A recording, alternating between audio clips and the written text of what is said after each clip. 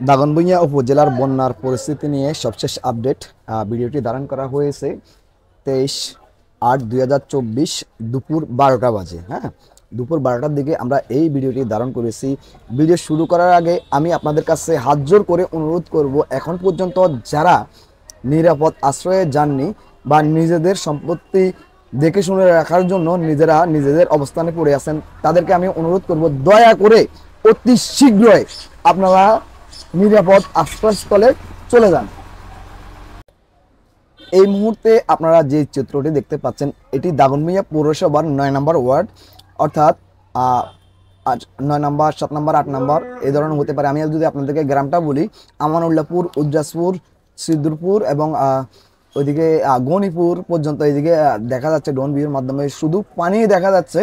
অনেকাংশে আমরা দেখতে পাচ্ছি যে অলরেডি একতলা ফ্লোর বা এক ফ্লোরের বিল্ডিং যেগুলো রয়েছে, এগুলোর নেক্সট ফ্লোরে পানি প্রবেশ করতে শুরু করেছে।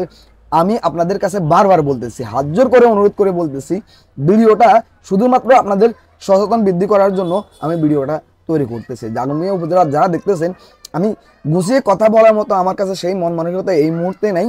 আমি শুধুমাত্র আপনাদেরকে সচেতন করার জন্য এই ভিডিওটা তৈরি করতেছি।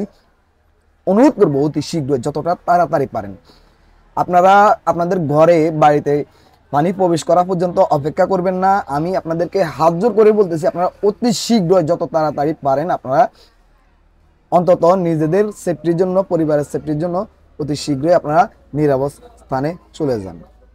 আমি বলার মতো ভাষা খুঁজে পাচ্ছি না। আর আমি আপনাদেরকে হয়তো এরপর থেকে ভিডিও দিব না এবং পোস্ট করার মতো আমার হাতে হয়তো বা সময় থাকবে না, উদ্ধার কাজে ব্যস্ত থাকবো। সেদিকে আমরা মুভ করার চেষ্টা করতেছি। আমি গত 2-1 দিন যাবত, 3 দিন যাবত আমি ভিডিও দিচ্ছি নাই বললে চলে, শুধুমাত্র আপনাদেরকে সচেতন করার জন্য আজকে এই 2টা ভিডিও দিলাম। ভিডিও দেওয়ার মতো আমার কাছে সময় নাই, ভিডিও নিয়ে কাজ করার মতো, ব্যস্ত থাকার মতো আমার কাছে সেই সময়টা নাই। উদ্ধার কাজ নিয়ে আমরা বরাবরই ব্যস্ত রয়েছি।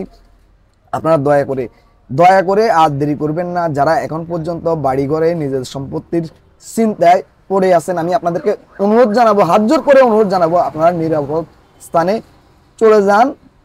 নিজের পরিবারকে আপাতত কোনো রকম পারে বেঁচে যান, বেঁচে থাকলে একসময় সবকিছু হবে।